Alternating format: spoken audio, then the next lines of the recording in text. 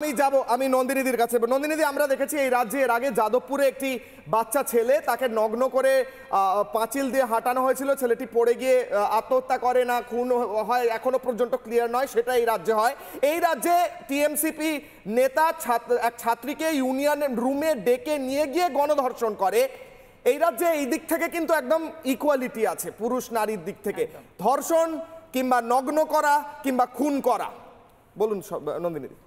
তার আগে না আমি ছোট ছোট কয়েকটা কথা বলবো, সময় তো কম। যে এই যে একটা কিছু ঘটনা ঘটলেই তখন আমরা দৌড়তে শুরু করি না, কোন রাজ্যে এটা হয়েছে আর আমাদের রাজ্যে কম, ওই রাজ্যে বেশি, আমাদের তো ধরা পড়েছে ওখানে কেন পড়েনি। এর থেকে না নির্লজ্জ স্টেটমেন্ট আমার মনে হয় আর কিছু হতে পারে না।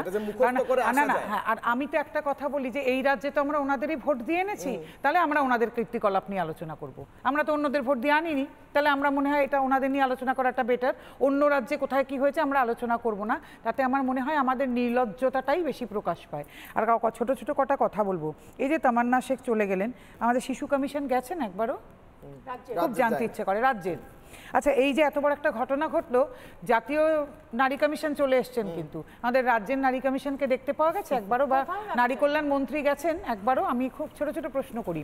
আর এই কলেজে শুনছিলাম ইউনিয়ন রুমে নাকি হকি স্টিক, তারপরে রড টড রাখা থাকে। তা কোন, আমরাও তো কলেজ টলেজ পড়েই এখানে এসেছি, তা কলেজের ইউনিয়ন রুমে তো এরকম রাখা থাকতো না সেই জমানাতে। তা এই জমানায় এগুলো কি নতুন হলো যে এগুলো কলেজের ইউনিয়ন রুমে থাকবে? তা আমার কথা এই যে আপনারা বসে বসে চিৎকার করেন, ভাববেন না আমি আবার কোনো দল টল সাপোর্ট করি, আমি তো একেবারেই তাই করি না, কিন্তু এই যে আপনারা বসে বসে চিৎকার করেন কিছু হলেই, অমুক রাজ্যে তমুক হয়েছে, অমুক রাজ্যে তমুক হয়েছে, তা এইগুলো আপনাদের কে জাস্টিফাই করবে?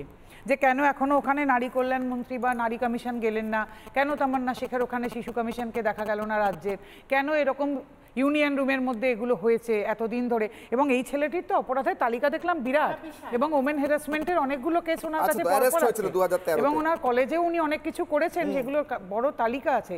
তাহলে কি করে উনি সেইখানে থাকেন? আর এই প্রাক্তনীদের ভূমিকা কিন্তু যাদবপুর থেকে শুরু হয়েছে, যাদবপুরে, আরজিকারে, এখানে সব জায়গায় প্রাক্তনীদের কিন্তু বড় ভূমিকা। কাজে আমার মনে হয় আমাদের কিন্তু সবকিছুর মুখোমুখি দাঁড়ানো উচিত।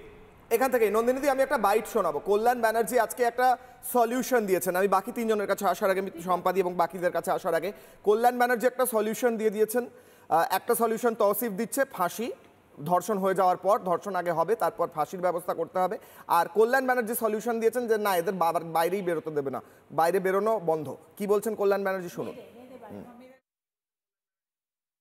4টে পর্যন্ত কলেজ হয়, সেই কলেজ কেন খোলা থাকবে সন্ধ্যে পর্যন্ত? 6টা, 6:30, 7টা ট্রেড ইউনিয়ন অফিসের জন্য কি এমন কাজ আছে যেখানে মহিলারা থাকবে? মহিলা বিহীন করো না তোমরা, ট্রেড ইউনিয়ন চালাও, তাদের বলো তোমরা বাড়ি যাও, তাদেরও তো একটা সিকিউরিটির ব্যাপার আছে না?